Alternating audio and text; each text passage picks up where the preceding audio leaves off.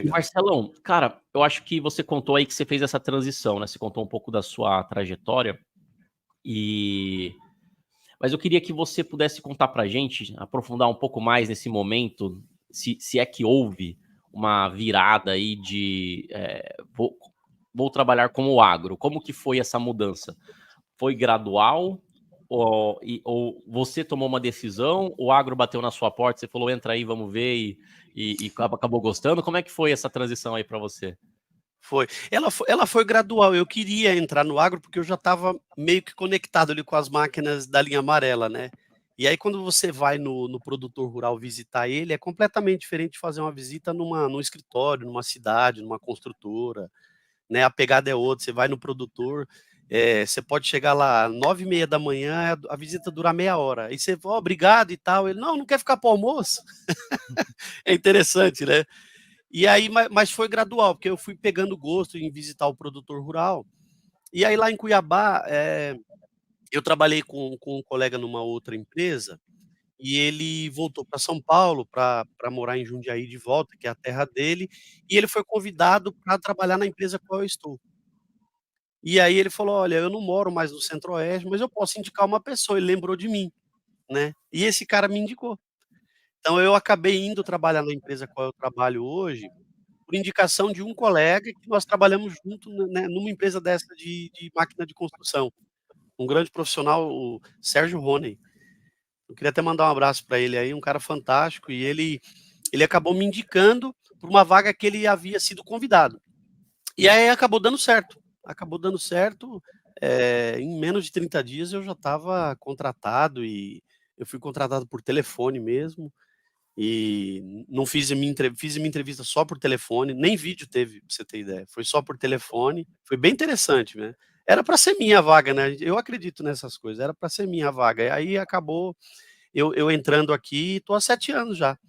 E aí me conectei muito mais com o agro, né, e me aprofundando mais, e como eu tô na indústria, a gente começa a ter outras percepções também, que é legal você vivenciar, concessionária como eu vivenciei, e eu estando aqui desse lado, do lado da indústria, a gente tem outras percepções, olha diferente, tem uma amplitude maior do negócio, olha um pouco da indústria também, que tem muitas particularidades interessantes e desafiadoras, né, trabalhar numa indústria é bem desafiador.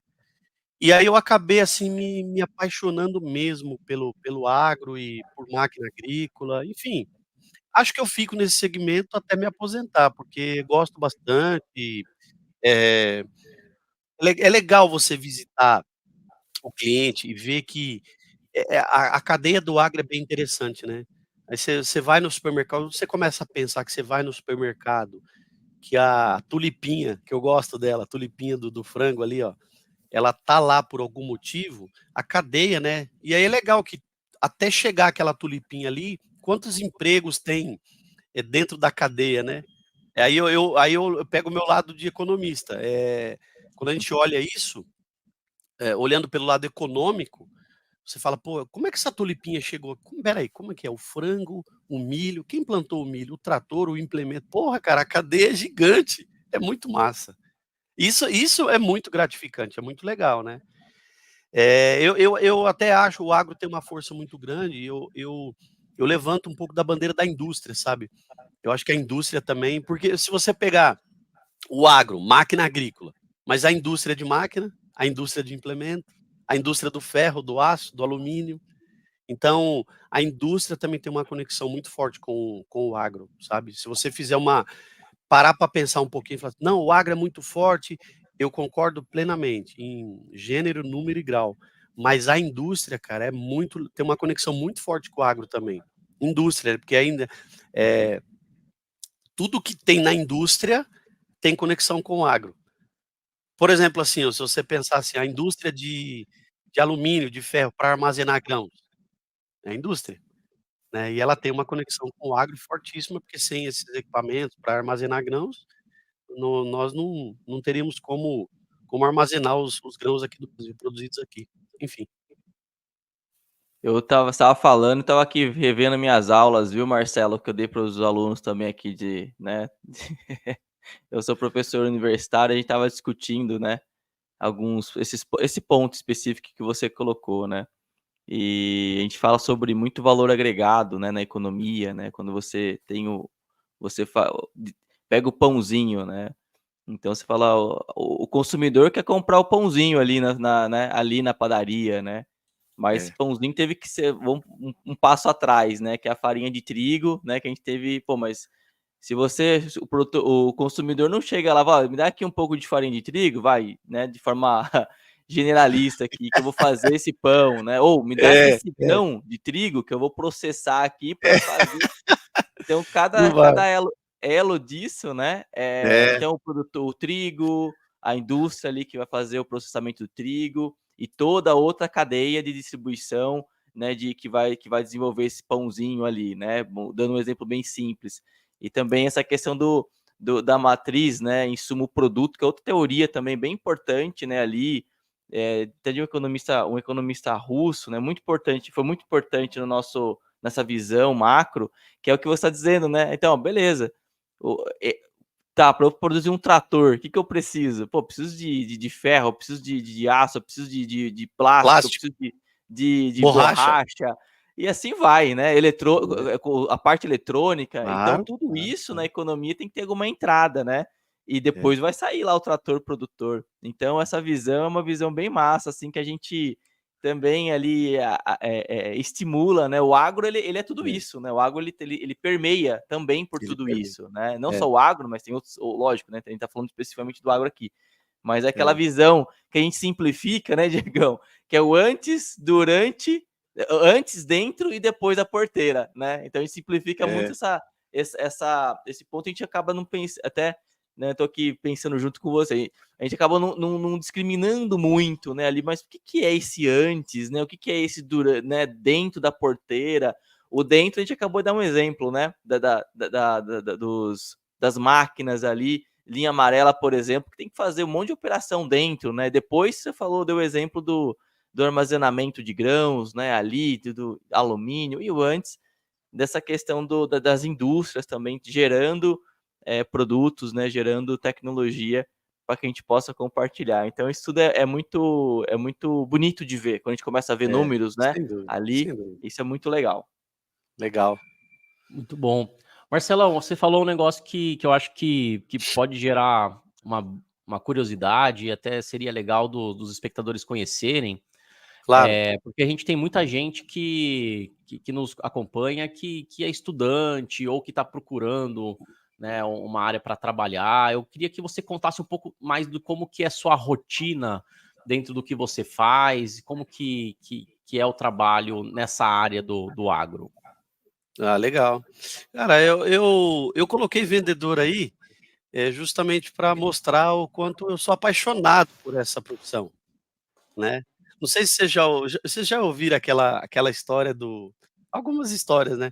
O cara chega assim e fala: "Ô Wellington, como é que tá as coisas lá na tua empresa, cara?" "Tá tudo bem." "Pô, rapaz, tô com um sobrinho aí, tá precisando trabalhar." Rapaz, o moleque é fera, velho, tem 16 anos. Mas pensa no moleque avião.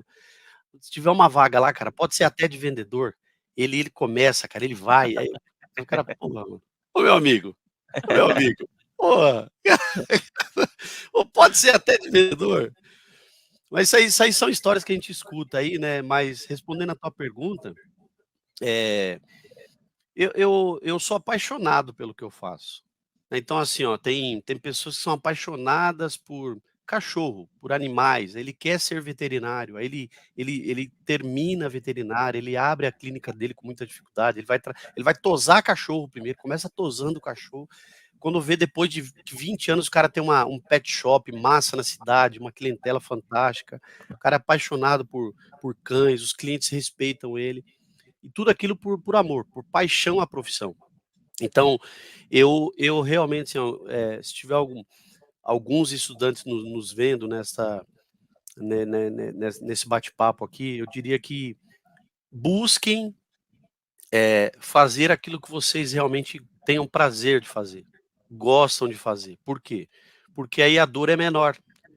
Quando você faz aquilo que você gosta, as pedras que vão aparecer no caminho, elas vão ser mais fáceis de ser retiradas, né. Por quê? porque você gosta do que você faz. Então você acorda de manhã motivado para fazer um pouco mais naquele dia, e aos poucos você vai lapidando, tirando as pedras do caminho, abrindo novos caminhos, novas oportunidades. Eu só enxergo oportunidades, né, Diego?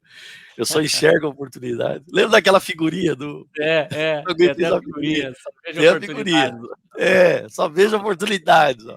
Então, eu penso que a gente fazer aquilo que gosta é fundamental.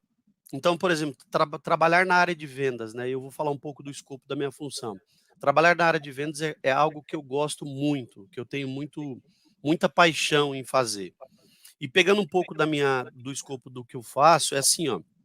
É, quando eu saí de concessionária e fui para montadora, trabalhar em multinacional, a gente tem um escopo de direcionar a concessionária para vender mais. Então, ó, vendedor, vender mais. Todo dia é um desafio para se vender mais.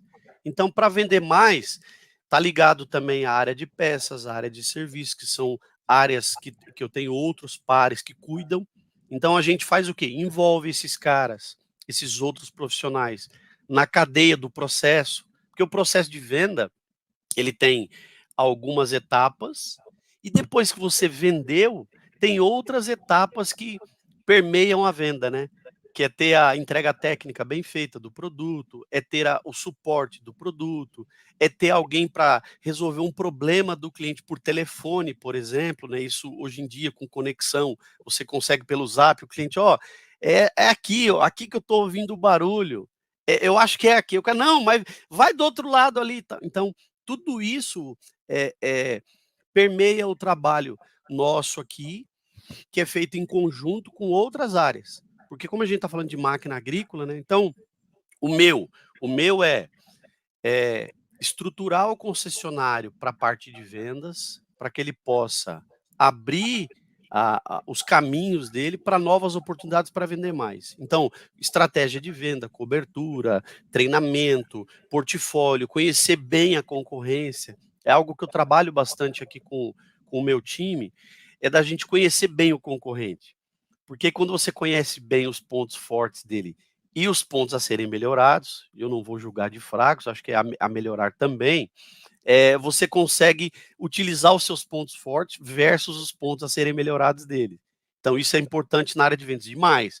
Você conhecer muito bem o concorrente para você usar de força para o teu trabalho. E aí a gente vai desenvolvendo não só a parte de treinamento, mas também a parte de tecnologia, né? A gente usa muita tecnologia hoje na área de vendas, né? Então, assim, um CRM que tem uma tecnologia fácil de lidar, fácil de manusear, fácil de operar, você consegue extrair dados facilmente, você consegue criar estratégias até para o próprio mês. Então, às vezes, você busca dados rapidamente, você muda a estratégia dentro do mês para virar o jogo para tentar faturar 2, 3 tratores a mais dentro do mês, entende? Então, a parte tecnológica também ajuda muito no nosso dia a dia aqui. Seria basicamente isso, né? A função é vender mais com foco e com paixão pelo que faz, cara. Eu sou muito apaixonado pelo que eu faço. Se for para vender máquina agrícola, picolé ou bicicleta, joga no peito do papai que nós vamos.